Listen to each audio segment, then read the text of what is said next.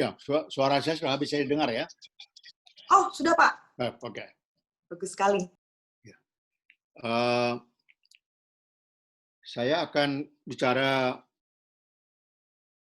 ada 5 poin ini ya.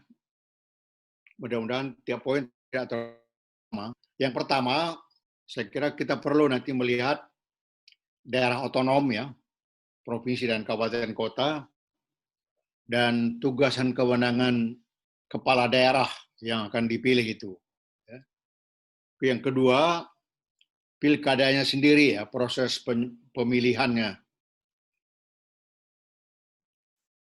Ketiga, apa yang harus dipertimbangkan nanti dalam menentukan pilihan ya, dalam memilih pasangan calon.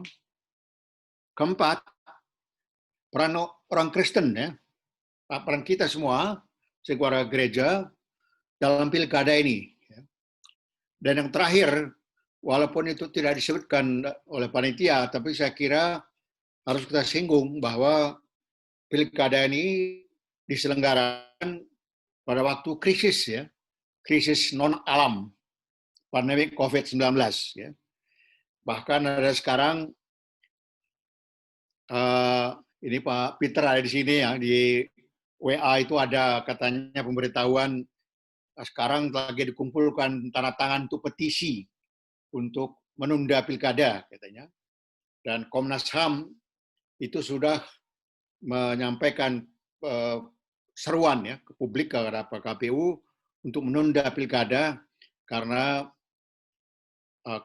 jumlah kasus yang tertular virus corona makin lama makin meningkat.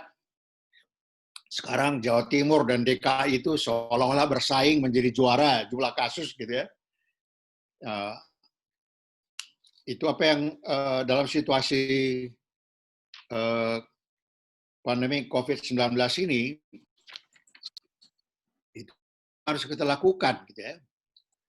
Oke, saya mulai dengan daerah otonom ya dan fungsi kepala daerah. Bapak Ibu sekalian mengetahui dalam Undang-Undang Dasar 45 pasal 18 pertama kita memang negara kesatuan, tetapi mengapa negara kesatuan? Karena kita negara kepulauan ya, archipelago.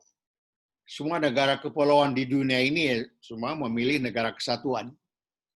Tetapi kita melihat bahwa struktur masyarakat kita di berbagai daerah ini sangat majemuk ya. Sehingga sebenarnya kalau melihat dari kemajemukan masyarakat kita, mestinya itu kita bukan negara kesatuan tapi federasi, serikat gitu. Nah, maka pembuat pendiri bangsa kita mengambil jalan tengah, kita negara kesatuan karena sebagai negara kepulauan, tapi otonomi daerah seluas-luasnya kepada provinsi dan kabupaten kota. Ya. Itu yang merumuskan itu bukan pembuat undang-undang, tapi yang perumus UUD yang paling yang pertama. Dan sampai sekarang itu masih kita jalankan. Gitu. Oke, daerah otonom ini, itu urusannya itu sudah diatur dalam undang-undang, apa yang menjadi urusan daerah otonom provinsi, dan apa saja menjadi urusan daerah otonom kabupaten kota. Gitu ya. Misalnya ya, terlalu panjang kalau saya sebutkan semua, tapi misalnya dalam hal pendidikan, pendidikan dasar ya, TK, SD, SMP itu kewenangan dari daerah otonom kabupaten kota. Sedangkan pendidikan menengah itu adalah kewenangan daerah otonom provinsi.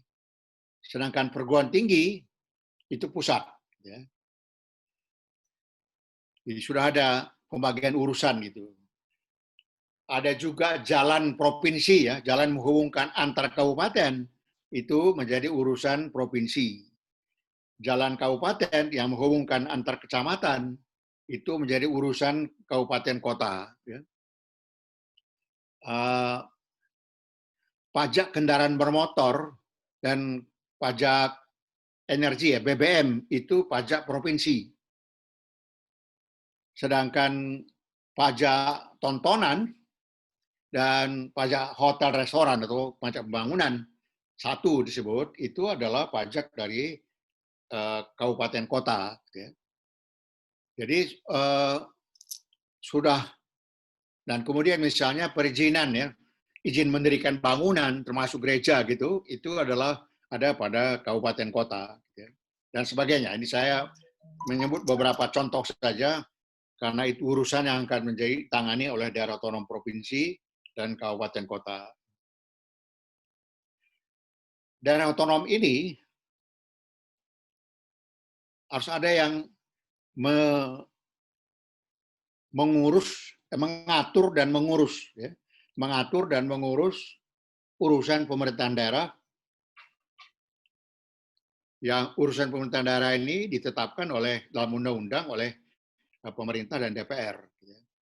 Yang mengatur itu adalah DPRD dan kepala daerah.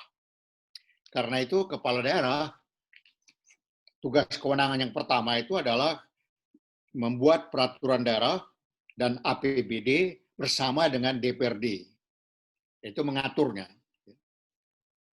Sedangkan mengurus, ya, melaksanakan peraturan daerah atau APBD itu kewenangan dari kepala daerah, gubernur, bupati, wali kota. Jadi itu diatur dalam UUD 45, ya, yang kemudian diatur lebih detail dalam Undang-Undang tentang Pemerintahan Daerah. Jadi kalau kita nanti memilih, kita sudah memilih anggota DPRD ya pada bulan April yang lalu, ya, 2019, itu dalam rangka otonomi daerah itu, ya, dan bulan Desember nanti, tanggal 9 Desember, kita memilih kepala daerah. Dengan demikian nanti sudah lengkap ya, yang mengatur dan mengurus urusan pemerintah daerah, otonomi daerah itu nanti sudah ada DPRD, dan hasil pilkada Desember itu adalah kepala daerah dan wakil kepala daerah. Nah, kepala daerah dan wakil kepala daerah ini, sekali lagi, fungsinya dua, membuat peraturan daerah dan APBD bersama-sama dengan DPRD. Kemudian yang kedua, yang menjadi kewenangan, tugas kewenangan mandiri kepala daerah, itu adalah melaksanakan peraturan daerah dan APBD itu. Sedangkan DPRD ada tugas mandiri dia, yaitu melakukan pengawasan atas pelaksanaan Perda dan APBD. Jadi baik DPRD maupun kepala daerah punya tugas bersama membuat Perda dan APBD, kemudian kepala daerah punya fungsi sendiri melaksanakan, sedangkan DPRD melakukan pengawasan atas pelaksanaan Perda dan APBD itu. Nah, itu yang poin pertama. Jadi kalau kita nanti memilih pasangan calon kepala daerah dan wakil kepala daerah, harus diingat bahwa kita memilih orang yang akan membuat Perda dan APBD bersama dengan DPRD. Dan yang akan melaksanakan Perda dan APBD itu. Jadi, maka poin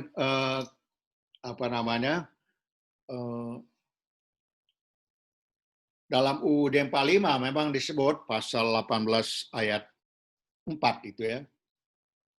Gubernur, bupati, wali kota sebagai kepala daerah otonom provinsi dan kabupaten kota dipilih secara demokratis gitu. Ya, dipilih secara demokratis itu artinya bisa dipilih langsung oleh rakyat melalui pemilu, bisa juga dipilih oleh DPRD. Tapi mulai 2005 itu itu dipilih langsung oleh rakyat melalui pemilu. Ada waktu itu singgung sedikit, ada upaya dari pemerintah dan DPR untuk mengembalikan ya pemilihan kepala daerah itu kepada DPRD. Bahkan undang-undangnya sudah disahkan, tapi rakyat Indonesia ya berbagai organisasi, kelompok itu menolak, bahkan mendesak Presiden SBY untuk membatalkan undang-undang itu dan mengajukan rancangan undang-undang baru. Jadi begitu disahkan, langsung dibatalkan oleh SBY dengan Perpu. Ya, itu sampai sekarang. Ya. Perpu itu kemudian diterima oleh DPRD, oleh DPR. Kemudian Perpu yang diterima DPR itu kemudian langsung direvisi. Nah itu, nah kemudian yang undang-undang yang merevisi Perpu itu sudah diperbaiki lagi, itu yang berlaku sekarang. Oke, nah pilkada ini Bapak Ibu sekalian, itu pesertanya itu bukan partai politik, melainkan pasangan calon kepala daerah dan pasangan calon wakil kepala daerah yang diusulkan oleh partai politik atau gabungan partai politik. Nah, cuma partai politik itu yang boleh mengusulkan pasangan calon kepala daerah dan wakil kepala daerah itu syaratnya harus mempunyai sekurang-kurangnya 20% kursi DPRD. Sendiri, satu partai atau gabungan partai. Dan belakangan diubah bahwa perseorangan pun boleh juga mengajukan pasangan calon kepala daerah dan calon wakil kepala daerah. Tapi ada persyaratannya, ada harus syarat dukungan sekian persen dari jumlah pemilih di satu daerah gitu. Nah sekarang karena itu calonnya itu tidak hanya yang dari partai, tapi juga ada yang perseorangan. Gitu ya. Dan pasangan calon tadi, calon kepala daerah dan wakil itu harus berupa pasangan. Ya. Seperti pemilihan presiden juga harus merupakan pasangan. Gitu. Kita mengetahui di negara lain, misalnya Amerika Serikat, misalnya dalam pemilihan presiden maupun gubernur, wali kota itu tidak berupa pasangan yang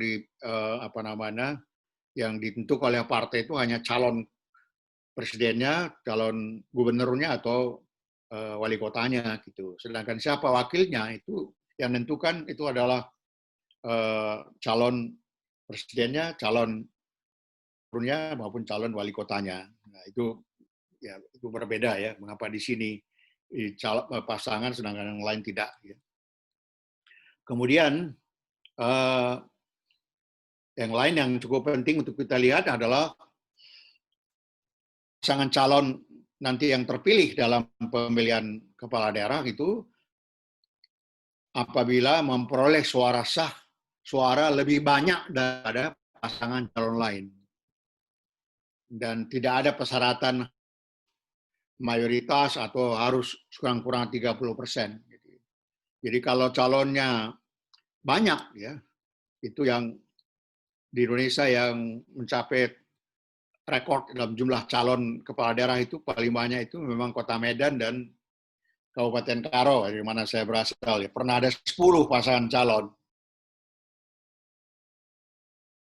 Nah, kemudian siapa yang terpilih? Yang memperoleh suara lebih banyak. Ya. Kalau 10 calon, ada pasangan calon yang mendapat 11%, sedangkan pasangan calon lain hanya 9%, 10% gitu. Ya, yang terpilih adalah pasangan calon yang mendapat suara lebih banyak yang 11% itu. Kecuali DKI, ya. Pemilihan gubernur DKI, ya, pasangan calon yang dinyatakan terpilih apabila memperoleh suara lebih 50% suara sah. Di DKI itu harus mayoritas. Sedangkan daerah lain tidak perlu mayoritas, yang penting lebih banyak suaranya dibandingkan dengan pasangan calon lain. Oke, jadi nah kita lihat sekarang, ini mestinya Metro TV tadi saya diundang juga untuk memberi komentar mengenai pasangan calon tunggal ya. Di satu daerah hanya satu pasangan calon, sehingga nanti berhadapan bersaing dengan kotak kosong. Nah, saya sih mau bilang kalau pasangan calon tunggal ya hanya satu, saingannya kotak kosong, itu sih namanya bukan pemilu ya, bukan persaingan, tapi daripada nggak ada saingannya. Ya. Jadi sebenarnya kalau pilkada yang hanya satu calon itu sebenarnya bukan pemilihan namanya ya. Pemilihan umum artinya memilih. Nah, memilih itu sekurang-kurangnya dari 2 pasang calon gitu. Mahkamah Konstitusi kemudian mengatakan harus kotak kosong gitu. Tapi kotak kosong itu tidak bisa bicara ya, tidak bisa memberikan alternatif program atau kebijakan gitu ya. Jadi kemungkinannya cuma memilih satu pasangan itu atau kotak kosong. Di Indonesia kotak kosong yang menang itu di waktu pilkada Makassar. Nah, itu yang menang justru kotak kosong. Yang pasangan calon yang tunggal itu nggak terpilih. Nah, itu satu-satunya. Tapi yang lainnya itu pasangan calon tunggal itu umumnya mendapat suara yang lebih banyak gitu. Oke, itu mengenai pilkadanya. Sekarang apa yang harus yang poin ketiga, apa yang harus dipertimbangkan dalam memilih pasangan calon kepala daerah dan wakil kepala daerah? Saya menyarankan 3 yang harus dipertimbangkan. Ya.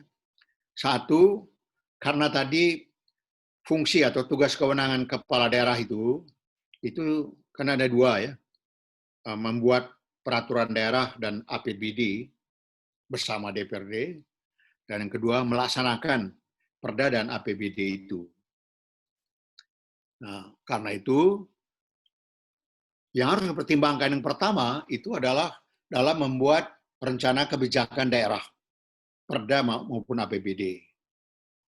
Terutama mungkin pentingnya APBD ya. Anggaran daerah itu terbatas ya. Ya, tentu saja ada daerah yang kaya ya, APBD-nya tinggi seperti DKI, Surabaya gitu ya. Tapi kebutuhan program yang harus dijalankan itu banyak. Karena itu harus ada prioritas.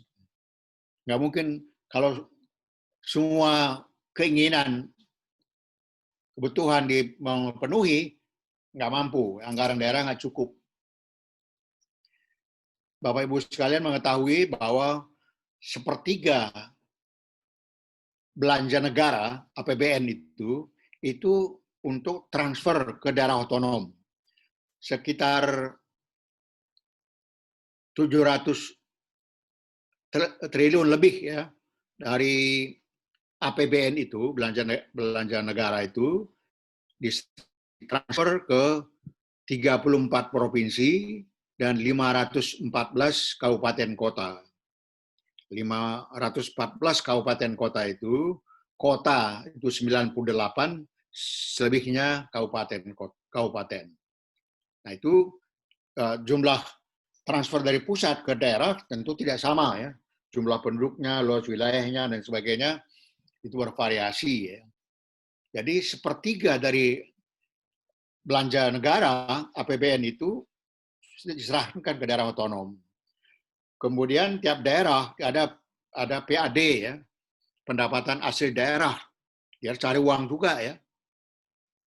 Nah, itu jadi yang dari pusat ditambah dengan PAD itu, nah itulah belanja daerah. Bapak Ibu sekalian mengetahui mungkin bahwa belanja daerah mayoritas provinsi maupun kabupaten kota di Indonesia, belanja daerah itu lebih banyak untuk belanja pegawai. Termasuk belanja pegawai itu tidak hanya pegawai daerah, tapi juga DPRD-nya, politisinya. Mungkin hanya beberapa daerah yang belanja daerah itu lebih banyak untuk pembangunan ya. Surabaya misalnya sebagai contoh ya. Tapi yang lainnya itu lebih banyak untuk belanja pegawai. Jadi itu saya bertanya sebenarnya anggaran daerah itu untuk siapa? Untuk kesejahteraan rakyat atau untuk pegawai? Gitu. Terus terang itulah kenyataan sekarang.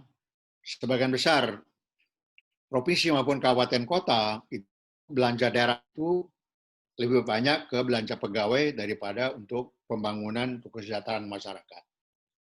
Dengan sejumlah daerah yang kaya yang kekecilian gitu ya. Jadi kalau Bapak Ibu sekalian nanti mungkin nanti dalam perdebatan calon pasangan kepala daerah, yang harus ditanyakan adalah apa yang menjadi prioritas kalau dia terpilih nanti sebagai kepala daerah, program apa, rencana kebijakan apa yang menjadi prioritas gitu. Mengingat APBD belanja daerah itu terbatas dibandingkan dengan kebutuhan gitu.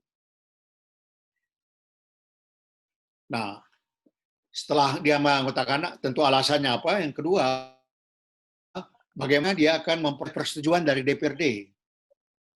Apakah permintaan DPRD itu, karena ini ya, DPRD itu tiap tahun ketika mengesahkan RAPBD menjadi APBD, selalu minta terang-terangan, tidak terang-terangan, itu uang ketok palu. Gitu.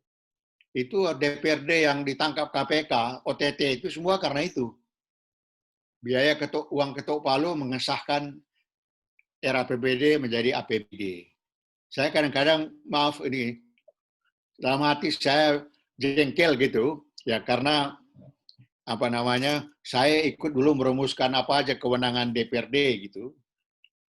Kita mengusulkan agar DPRD itu tidak hanya seperti zaman Orde Baru, tinggal memberi persetujuan kayak seperti KOR gitu ya. Dia punya otoritas sekarang. Tapi kita lihat sekarang ini, DPRD itu menuntut banyak sekali dana aspirasi dan dana representasi, entah apapun namanya. Gitu. Yang saya sebut tadi, belanja daerah habis untuk belanja pegawai. Pegawai itu tidak hanya birokrasi daerah, tapi juga politisi daerah. Jadi ini satu ya, politisi anggota DPRD yang ditangkap OTT oleh KPK itu di seluruh Indonesia ratusan. Gitu ya. Itu yang tertangkap. Yang tidak tertangkap karena kejeliannya mungkin dia apa namanya ada strategi apa dan sebagainya yang saya nggak tahu ya, itu tidak ketahuan gitu ya. Jadi bagaimana nanti kepala daerah kalau terpilih, dia punya prioritas dan bagaimana dia mendapatkan persetujuan dari DPRD. Kalau menurut peraturan tata tertib DPRD, ya pengambilan keputusan dilakukan dengan musyawarah untuk mufakat, deliberasi gitu. Tapi baik DPR maupun DPRD, deliberasi musyawarah mufakat itu boleh dikatakan apa, sangat jarang dilakukan. Nah, model pengambilan keputusan lainnya adalah pemungutan suara, voting ya. Itu jarang sekali juga ya digunakan itu, kecuali untuk kalau memilih orang menjadi ketua atau wakil ketua di badan perlengkapan DPR maupun DPRD gitu. Model pembuatan keputusan di DPR maupun DPRD paling banyak itu adalah bancaan bahasa Jawanya ya, bagi-bagi. Itu sebabnya Indonesia ini bentuk pemerintahan presidensial tetapi menerapkan sistem multipartai. Banyak partai di DPR maupun DPRD. Kalau di negara lain, Amerika Latin itu banyak sekali pemerintahan tidak stabil gitu, bahkan presidennya diturunkan gitu karena dia dapat dukungan yang terbatas dari DPR gitu. Tapi di Indonesia dari sejak awal tahun 99 sampai sekarang tidak pernah ada satupun rancangan undang-undang atau RAPBN yang ditolak oleh DPR. Semua diterima dengan mulus. Demikian juga Perda dan RAPBD. Nggak ada yang pernah ditolak. Semua berjalan mulus. Mengapa begitu? Apa karena musyawarah untuk mufakat? Kalau betul-betul musyawarah untuk mufakat, wah pengambilan keputusan akan memerlukan waktu yang relatif lama. Gitu. Nah, kalau itu menurut dugaan saya, pengambilan keputusan itu karena bancaan atau kolutif ya, istilah teknisnya, semua pihak, semua partai atau fraksi menerima bagian setara dengan jumlah kursi yang dimiliki di DPR maupun DPRD. Semua kebagian, oposisi pun dapat bagian.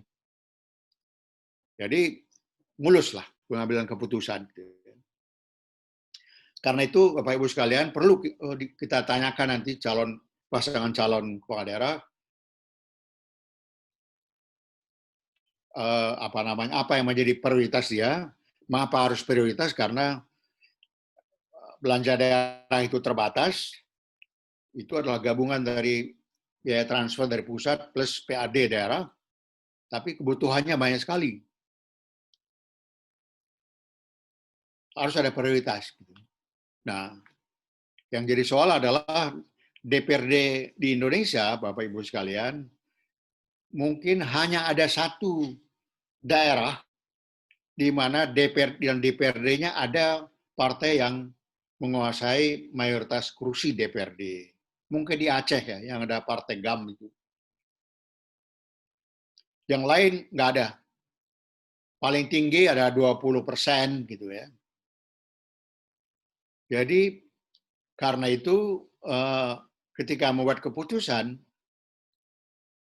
saya masih ingat, boleh kalau agak mudah-mudahan tidak makan waktu terlalu banyak ya.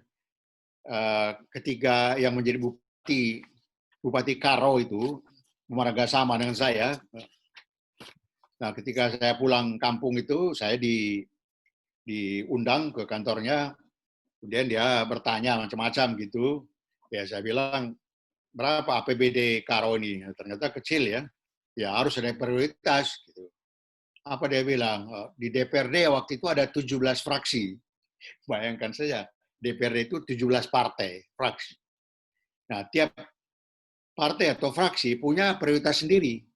Jadi ketika Bupati menawarkan prioritasnya, semua fraksi juga menawarkan prioritasnya gitu. Akhirnya nggak ada prioritas karena semua keinginan ditampung gitu. Sehingga anggaran yang terbatas itu kemudian ya habis gitu saja, tidak ada hasil yang tampak. Gitu ya. Oke, jadi apa namanya?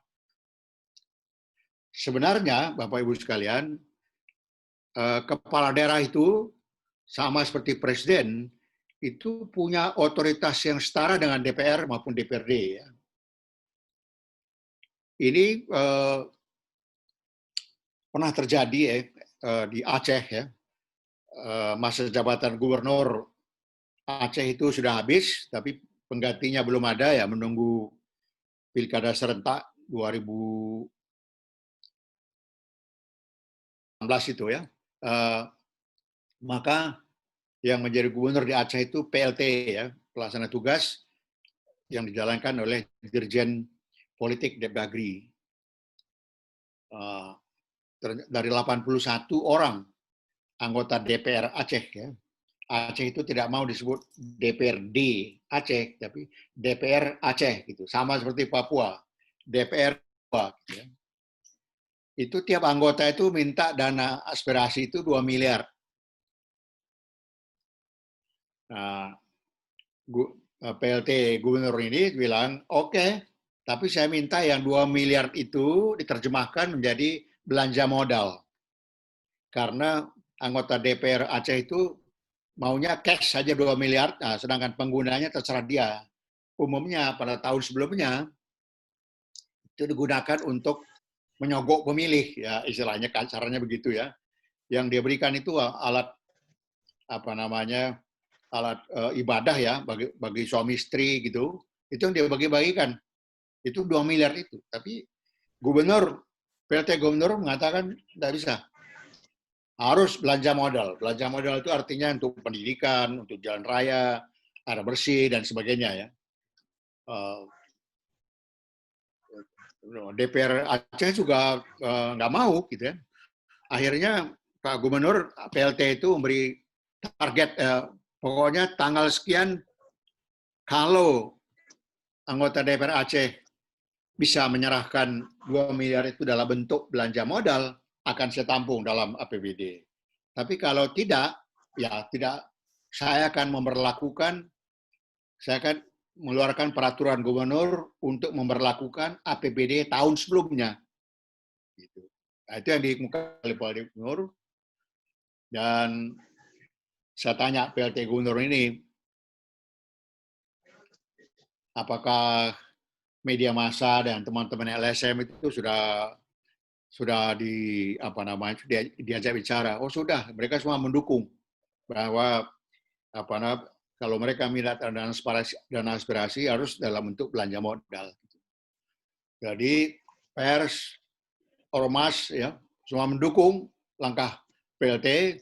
Akhirnya 81 anggota DPR Aceh itu ya harus patuh menerjemahkan 2 miliar itu dalam bentuk belanja modal gitu. Jadi gubernur itu sama seperti presiden. Kalau DPR misalnya menolak RAPBN yang diajukan oleh presiden, nah presiden bisa melakukan oke, saya akan mengeluarkan peraturan pemerintah memperlakukan APBN sebelumnya. Gitu. Nah, ini kewenangan presiden yang kalau ada tindakan dari DPR seperti itu. Demikian juga kepala daerah punya kewenangan itu. Di Indonesia yang di gubernur yang pertama kali menggunakan itu adalah Pak Jokowi dan Pak Ahok di DKI. Karena itu zaman beliau berdua ini nggak ada itu dana aspirasi apa dari DPRD itu. Sekarang sudah kumat lagi tuh. Nah, sebenarnya di Aceh melalui PLT itu. Tapi gubernur yang definitif apakah seperti itu saya nggak tahu ya. Oke, jadi sebenarnya kepala daerah punya otoritas dalam menghadapi DPRD. Oke, yang kedua yang harus ditanyakan, dan ini sebenarnya waktu perdebatan calon presiden, itu nggak pernah ada pertanyaan mengenai, karena presiden itu kan selain membuat undang-undang dan APBN, yang kedua dia harus menjalankan undang-undang dan APBN itu. Bagaimana kepemimpinan macam apa yang akan dia adopsi untuk melaksanakan undang-undang dan APBN itu. Karena dalam menjalankan undang-undang ini, presiden memimpin birokrasi daerah, atau sekarang istilahnya aparat sipil negara. Dia memimpin aparat sipil negara, TNI dan Polri. Gitu ya. Sekarang ada Kementerian Pendayagunaan Aparatur Negara dan Reformasi Birokrasi ya, tapi reformasi ini kelihatannya hanya menaikkan gaji pegawai saja ya, dan seterusnya ya. Jadi bagaimana dia akan memimpin ini pelaksanaan dari APBN maupun undang-undang ini perlu ditanyakan. Misalnya Pak Jokowi sebagai presiden kemarin masa jabatan pertama dia ada satu kelemahan di Indonesia. Kebijakan sudah dibuat, sudah dijalankan, tapi tidak pernah dicek apakah itu dijalankan apa tidak, apa yang dihadapi dalam pelaksanaannya apa tidak. Sehingga Pak Jokowi pernah bercerita, ada pembukaan suatu proyek itu sampai 3 kali. Sudah pembukaan oleh Presiden, tapi nggak ada wujudnya. Kemudian yang kedua, Presiden juga nggak ada wujudnya. Jadi Pak Jokowi bilang, saya hanya sekali membuka soft opening dari satu proyek, tapi saya mau membuka itu kalau sudah jelas setelah saya resmikan itu sudah jelas apa yang akan dilakukan. Kalau tidak, dia tidak mau. Itu contoh. Dan kemudian yang lain-lainnya ya. Tapi menurut saya ada satu hal yang di Indonesia belum dijalankan, yaitu mengevaluasi hasil pelaksanaan kebijakan daerah itu. Saya ketika kita sempat bertemu ya, ada sekitar 30-an pengamat ya, bertemu dengan Presiden Jokowi ya sebelum pemilu 2019, Presiden mau mendengarkan suara itu dan saya waktu itu mengatakan dana untuk transfer daerah itu sudah sepertiga dari APBN. Tapi itu apa itu? Menurut yang saya dengar itu lebih banyak untuk belanja pegawai daripada untuk pegawai daerah. Pak, itu perlu dievaluasi. Karena anggaran itu sepertiga ya, lebih dari 700 triliun. Presiden mengatakan kan sudah ada evaluasi ya. Saya bilang evaluasinya itu adalah yang dievaluasi adalah proses pelaksanaannya. Yang saya minta itu adalah hasil pelaksanaan itu. Karena mengapa sih otonomi daerah diadakan?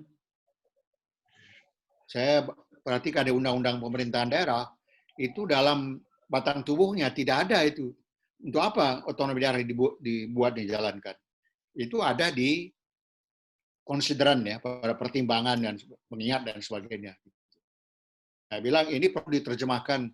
Mengapa sih dibentuk daerah otonom dengan anggaran sebesar itu? Apa yang sudah dicapai, apa yang sudah tercapai dan seterusnya. Ini belum. Di Indonesia anggaran pembangunan itu bertambah tiap tahun, tapi belum pernah dievaluasi apakah berhasil atau tidak. Jadi Bapak Ibu sekalian, di kepala daerah ini juga harus ditanya nanti bagaimana dia akan melaksanakan Perda maupun APBD itu. Bagaimana dia akan mengarahkan, mengendalikan birokrasi dalam menjalankan APBD dan Perda itu. Ini nggak pernah ditanyakan. Nah, ini harus adu. Nah, terus kriteria ketiga, saya bilang pilihlah pasangan calon selain tadi dia bisa menawarkan prioritas ya rencana kebijakan daerah dengan alasannya dan bagaimana dia akan memperjuangkan ke DPRD itu dan dia bisa menawarkan model kepemimpinan dalam menjalankan kebijakan daerah. Tapi yang ketiga itu harus punya integritas pribadi. Istilahnya itu dia harus sudah selesai dengan dirinya sendiri. Dia tidak lagi mencari dan mempertahankan kekuasaan itu untuk menambah kekayaan atau menambah supaya ada promosi jabatan dan sebagainya. Dia harus sudah selesai dengan diri sendiri.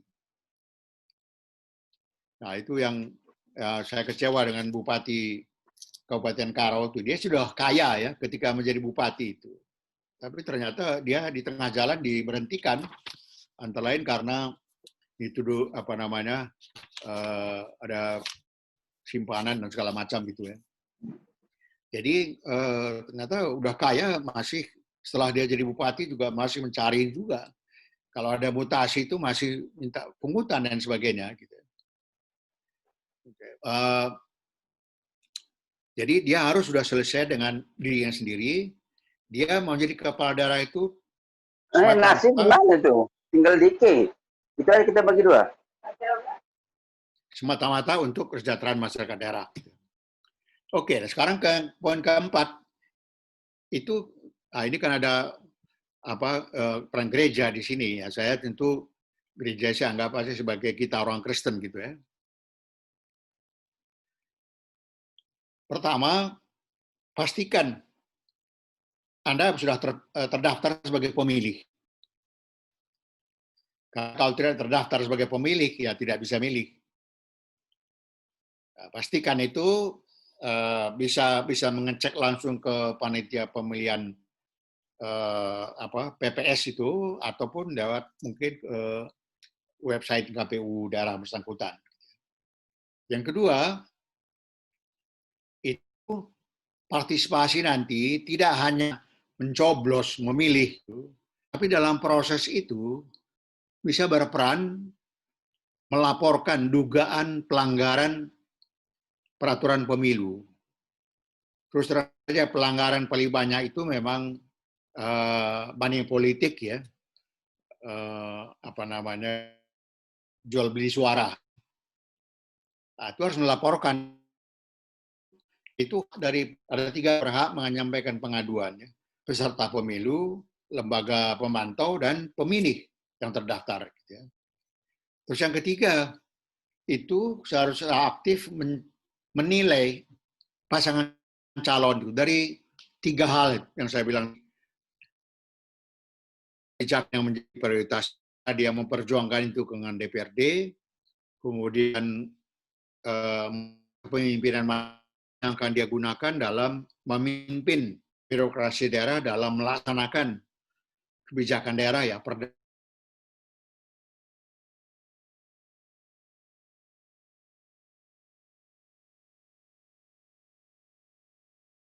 sendiri atau misalnya mencari kekayaan atau mencari jabatan. Nah, sekarang kemudian silakan orang Kristen ya warga Kristen itu bisa atau lebih peran ya dalam pemilu atau pilkada. Kalau pemilih itu sudah dengan sendirinya ya, kalau bisa memastikan, tapi ada peran yang bisa macam-macam ya. Bisa anggota PPK di kecamatan, PPS atau KPPS, gitu ya. Mungkin pengawas pemilu, mungkin saksi, mungkin aktif di lembaga pemantau pemilu atau lembaga survei ya, yang suka melakukan quick count dan lain sebagainya itu. Itu bentuk keterlibatan aktif dalam proses pemilu. Tapi penting ini, saya sebagai ilmuwan politik yang mendalami pemilu, ya, tata kelola pemilu maupun soal sistem pemilu, dan sebagai orang Kristen, itu saya menyarankan orang Kristen itu menggunakan hak pilihnya. Nah, cuma pertanyaannya, memilihnya itu siapa yang harus dipilih? Gitu. Nah, tadi saya lihat, saya minta menilai ya, pasangan calon itu dari 3 hal tadi. Tetapi intinya di sini, kalau saya baca ya tulisan itu, orang Kristen itu memilih pasangan calon yang prioritasnya tadi bagi kesejahteraan masyarakat gitu, dan memperjuangkan ke DPRD juga tanpa menggunakan uang dan segala macam gitu. Dan dia adalah selesai dengan diri sendiri. Ya, berarti dia tidak mencari kekayaan ataupun jabatan gitu. Tapi terutama itu sebagai orang Kristen dia punya tanggung jawab agar pasangan calon yang dipilih itu adalah mereka yang nanti mau berjuang untuk orang-orang yang powerless maupun voiceless, gitu ya. Orang-orang yang tidak berdaya dan orang-orang yang tidak mampu bersuara. Wah, ini biasanya dalam etika pembangunan disebutkan bahwa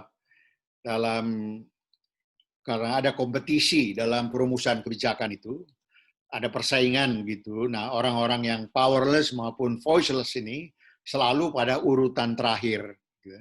Nah, karena itu ada seorang yang mengembangkan etika pembangunan, dia mengatakan harus menomorsatukan yang terakhir. Ya, itu.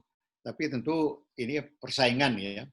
Tapi sebagai orang Kristen punya tanggung jawab agar memilih pasangan calon yang memang akan berjuang untuk kelompok-kelompok masyarakat yang lemah, powerless, voiceless, ya, yang tidak ada yang akan memperjuangkan kepentingan dia kecuali yang peduli gitu.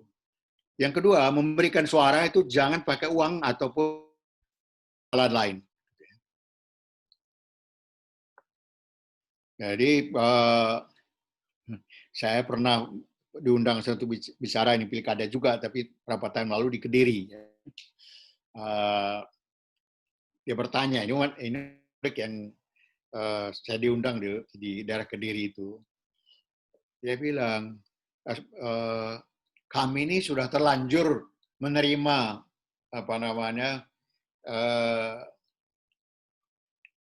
uang ataupun materi ya dari calon gitu. Saya bilang begini, yang pembicara kedua itu ada seorang Romo, pastor ya. Saya bilang, sepengetahuan saya secara moral gitu, ada 3 tingkatan secara moral itu. Satu, yang moralitasnya tinggi dan itu sesuai dengan iman kita, saya bilang, itu kalau memberikan suara tidak pakai imbalan, tidak pakai uang. Itu yang moralitasnya tinggi, itu sesuai dengan iman kepercayaan. Ya. Yang kedua, ya mungkin karena sudah terlanjur menerima uang ataupun sembako, tapi ya jangan memberikan suara kepada yang ngasih uang itu atau sembako itu. Nah, itu moralitasnya ya lebih rendah dari yang pertama tadi. Tapi yang moralitasnya dari segi Kristiani yang paling jelek, paling buruk itu adalah menerima uang atau sembako dan memilih sesuai dengan pesan pemberi uang atau sembako itu, saya bilang. Nah, itu dia bilang, oh, kami sudah terima dan kalau kita tidak memilih dia, itu kan gimana kita ini dia merasa berdosa gitu, merasa bersalah gitu. Uangnya sembako sudah diterima tapi kok tidak memilih dia gitu. Nah, itu kalau sesuai di iman Kristiani memberikan suara itu tanpa imbalan, tanpa uang. Nah, itu ya. Kemudian dikatakan ketika memberikan suara jangan menjelek-jelekkan pasangan calon yang tidak kita pilih. Dan yang ketiga, jangan juga berkata buruk menjelek-jelekkan pemilih-pemilih lain yang memilih pasangan calon lain yang beda dengan kita. Nah, itu apa namanya sarannya ya, itu yang Kristiani memilih seperti itu katanya. Ya. Oke, dan yang terakhir mengenai pandemi COVID-19 itu, ini saya perlu kemukakan karena kalau saya baca keterangan dari WHO maupun Satuan Tugas Penanganan COVID-19 di Indonesia, itu kan virus corona itu menular kepada orang lain kan melalui percikan dari mulut ataupun hidung ya. Kemudian kalau ada ruangan yang terpengap, yang tertutup gitu, ada orang yang punya yang sudah tertular virus corona ya, maka di udara itu pun juga bisa bisa ditertransfer kepada orang lain ya. Terus yang ketiga melalui benda atau permukaan seperti kertas, besi, pulpen, apa namanya HP dan lain sebagainya, itu bisa menjadi saluran transfer penularan virus corona ya. Padahal hampir semua tahapan pemilu pilkada itu bisa disebut interaksi antara manusia. Nah, secara khusus nanti saya sudah beri masukan kepada KPU ya mengenai hal itu, dan itu sudah masuk dalam peraturan KPU mengenai pilkada ini ya. Jadi dalam peraturan KPU dalam kemarin pendaftaran pasangan calon itu mestinya tidak boleh mengerahkan massa. Sebagian besar mematuhi. Tapi yang di Sumatera Barat itu ada pasangan calon yang malah menggunakan banyak massa dan tidak pakai masker lagi ya. Itu saya dengar akan mendapat peringatan dari polisi atau dari Badan Pengawas Pemilu gitu ya. Kemudian ada hal lain yang saya perhatikan, minta pertimbangan pada 3 hal yang saya juga minta pada KPU. Satu, kertas ya. Kertas itu bisa menjadi khususnya surat suara maupun dokumen lain ya. Itu kalau pernah dipegang oleh orang yang terkena virus corona, itu kertas itu bisa menjadi kendaraan untuk menyampaikan virus corona itu. Jadi kalau kertas surat suara itu sudah dipegang oleh yang tertular virus corona,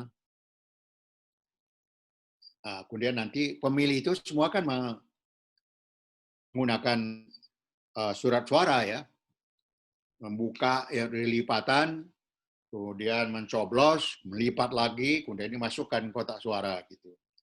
Jadi kertas ini saya bilang ke KPU mulai dari percetakan sampai ke di kabupaten kota ketika surat suara itu disortir ya, mana yang bisa dipakai, mana yang tidak, kemudian dilipat, kemudian itu orang-orang bertugas di KPU kabupaten kota untuk menyortir surat suara itu harus menggunakan alat perlindungan diri, pakai masker, pakai sarung tangan, ya, bahkan pakai perisai muka itu. Ya. Jadi ini semua untuk mencegah ya, jangan sampai kertas surat suara itu menjadi saluran virus corona. Yang kedua itu adalah paku gitu ya, alat coblos itu kan dipakai oleh setiap pemilih. Nah, paku itu bisa menjadi kendaraan saluran dari virus corona. Saya minta pada KPU supaya ada yang saya sarankan memang ini ya. Jadi harus ada petugas di KPPS, di TPS itu yang begitu seorang pemilih sudah selesai menggunakan hak pilihnya, maka pakunya itu harus diolesi ya, antibakteri gitu. Nah, jadi harus ada, kalau ada dua kotak suara, dua bilik suara ya harus ada 2 petugas gitu. Saya dengar KPU memilih alat penusuk itu yang sekali pakai habis dipakai buang gitu. Nah, yang menurut saya tidak terlalu efisien gitu, tapi itu yang dipilih KPU. Ketiga, tinta pemilu.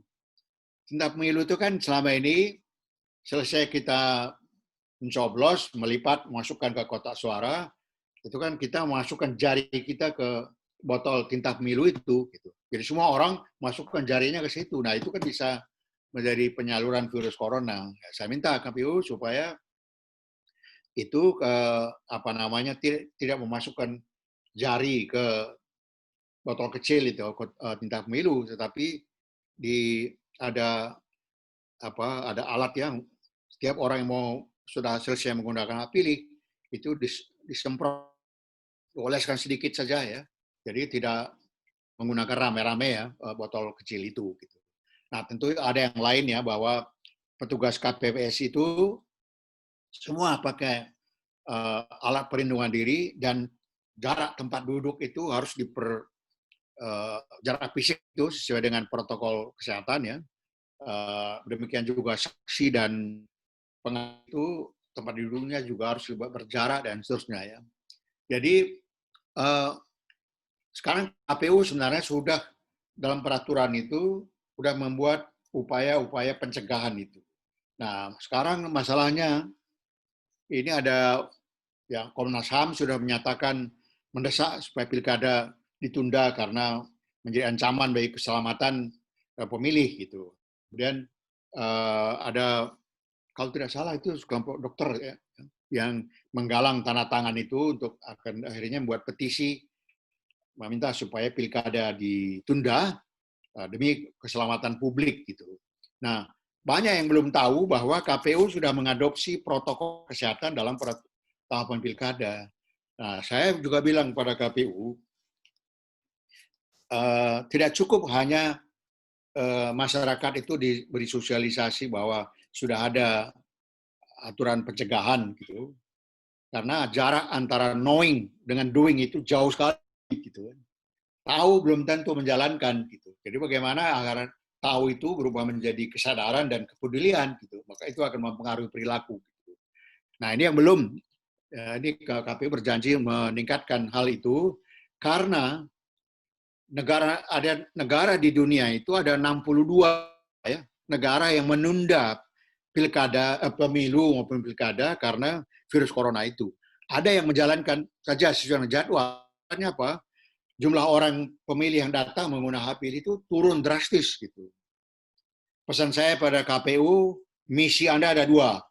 Satu, keselamatan warga, pemilih, petugas pemilu, dan tim sukses pasangan calon, dan menyelamatkan demokrasi, pemilu.